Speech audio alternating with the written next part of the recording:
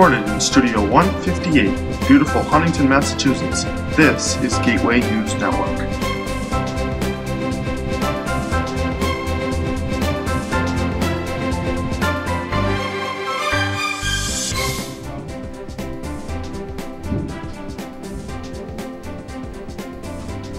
Welcome to the first broadcast for Gateway News Network of the 2012-2013 school year.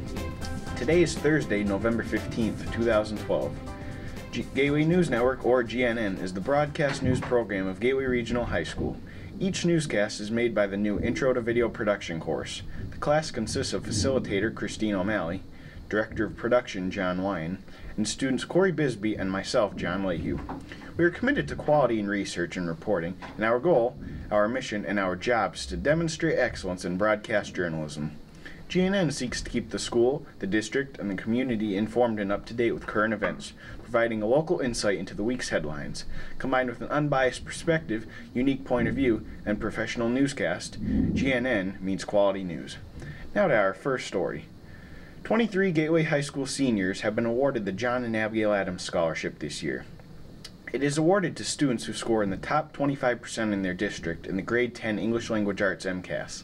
The seniors that were given this scholarship were Amelia Anderson, Kimberly Bolduck, Katie Clark, Kira Downey, Brooke Fairman, Matthew Fisher, Danielle Fox, Megan Gendrew, Alexander Grzybowski, Joshua Hartley, J.C. Johnson, Samantha Leveralt, Zachary McKechnie, Colleen Morrissey, Sarah Parker, Emily Petorsky, Zachary Strykars, Caitlin Sullivan, Savannah Talbot, Jade Terrace, Olga Tereshchuk, Christine Vorwerk, and Sarah Williams. Students eligible receive a tuition waiver for 4 years or 8 consecutive semesters to any of the 26 different Massachusetts colleges and universities. We here at GNN would like to send out a congratulations to all of the recipients and to the many teachers who devoted their time to teaching the students so they would do well on their MCAS assessment. Now to local news about the hurricane and how it affected the hill towns compared to last year's October snowstorm. I'm sure many of you, if not all, remember that crazy October snowstorm we on the East Coast experienced last year. It was one of those that we'll never forget.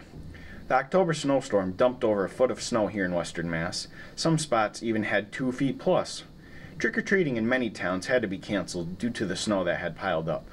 700,000 people in Massachusetts lost power. Some had lost it for days. Since many trees still had leaves on them, they were brought down from their weight with the snow on their leaves. It was a huge disaster, so huge that Governor Patrick declared a state of emergency for Massachusetts. Gateway lost 2 days of school because of it. A few tips to prepare for storms like these are: always have water, food, batteries, flashlights, extra cash, and make sure your card is filled up with gas.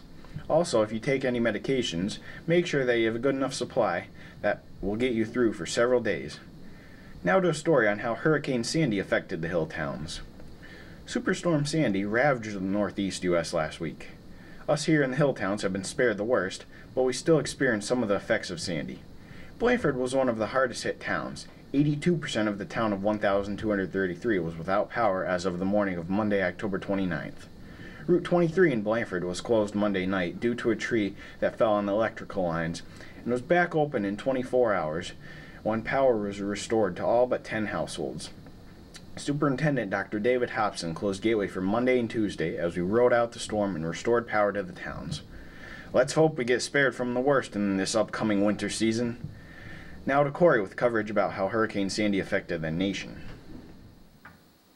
Millions along the east coast of the United States faced the onslaught of Sandy's devastation Tuesday as the storm cut power to more than 8 million people.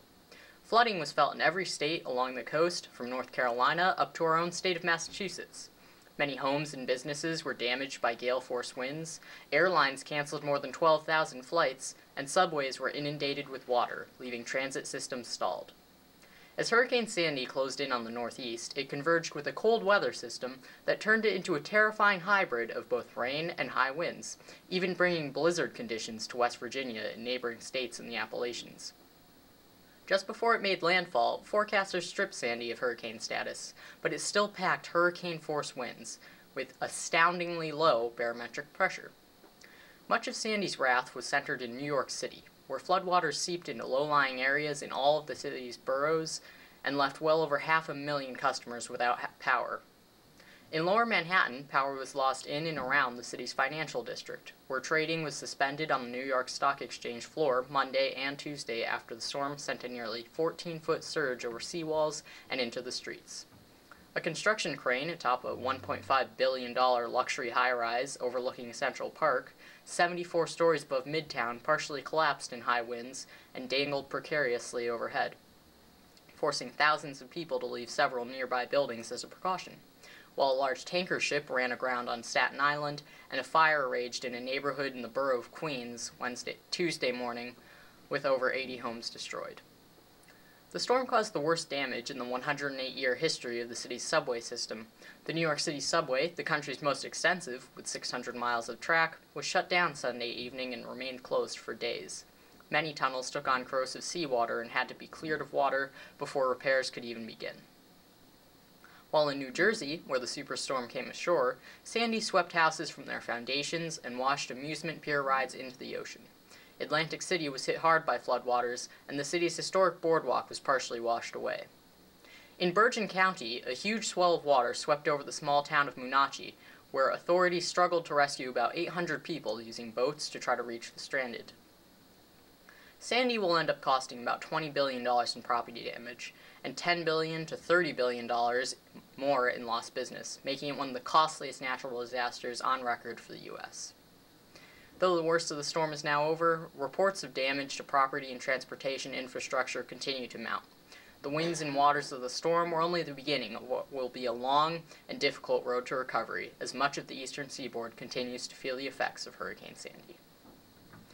The storm also put the presidential campaign on hold just 1 week before Election Day, so I suppose Sandy granted us a small reprieve from the presidential campaign, even as it ravaged this part of the country. Now onto a lighter note, here's a story on Littleville's Crazy Hat and Hair Day.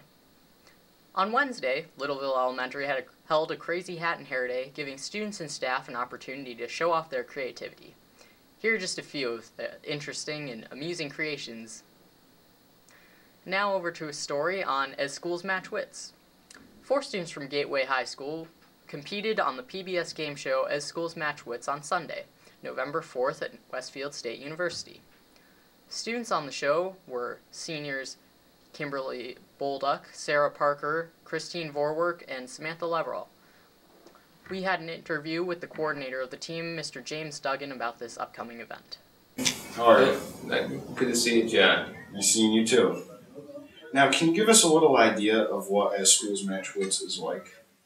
Sure. It's the longest running, or at least one of the longest running high school quiz shows, in the United States. It used to be produced by TV 22, WWLP, but about maybe 5 years or so ago, the PBS station in Springfield, WGBY, combined with Westfield State University, and now they take care of the production of the program to continue the tradition. And so, as opposed to the past, it's now about how many points a team gets to determine whether or not they move on to the playoffs. So you could have 2 teams that in a particular match that end up moving on to the playoffs, potentially, if they earn enough points. So they'll take the top 8 teams of the whole field. Okay.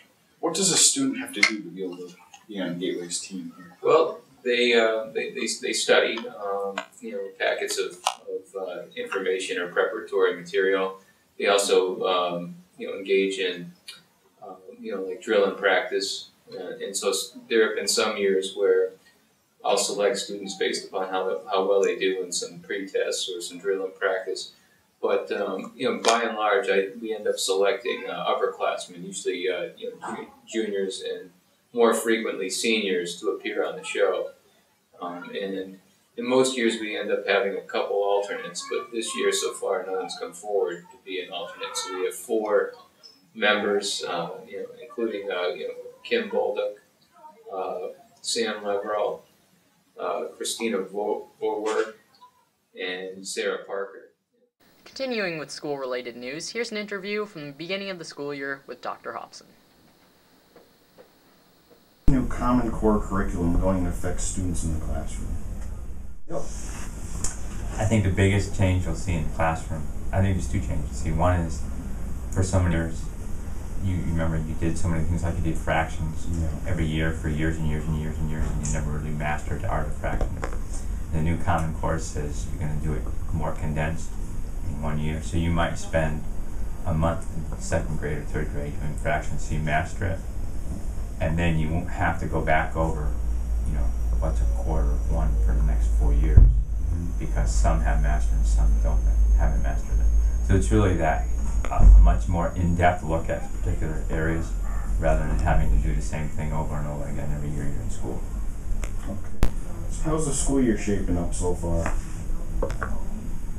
Our water won the Massachusetts taste test, so we're the best tasting water in Massachusetts. Is it really? Yeah. Wow.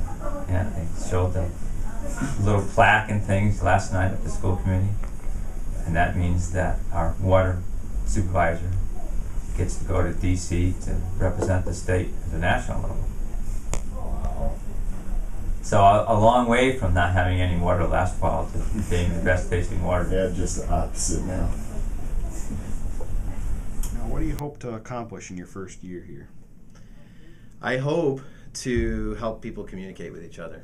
That's really the biggest focus. Learn a lot about the cultures, especially where we've got junior high school and high school. What makes them different? What makes them unique? What do they have in common that we can build a culture together as well? And help facilitate conversations that maybe people haven't had the opportunity to have in the past. As a teacher, that's something I always look for. Teachers really do want to plan together and talk about doing projects or lessons that are cross-curricular, but sometimes that's not always planned into, those conversations are planned into the school day or to professional development. So that's really the goal for this year. What is your first impression of the student body, the school, and the community here at Gateway? My first impression is that people are very involved, which is good. And I know that I've heard comments that would love to see more ways that the school and the community can get together, but I'm impressed by the student groups that already exist, and I really am looking forward to hearing more from them and giving them a little bit more responsibility and say, hopefully, in as many decisions as possible. But overall, I've been extremely impressed. They're very welcoming, both students and parents. So I think it's just a matter of helping continue some of the things that are already going on that the community really enjoys, and hopefully finding some other activities or events or just processes by which people can get more involved. Thank you for watching our first broadcast, and we hope you'll tune in for our next one.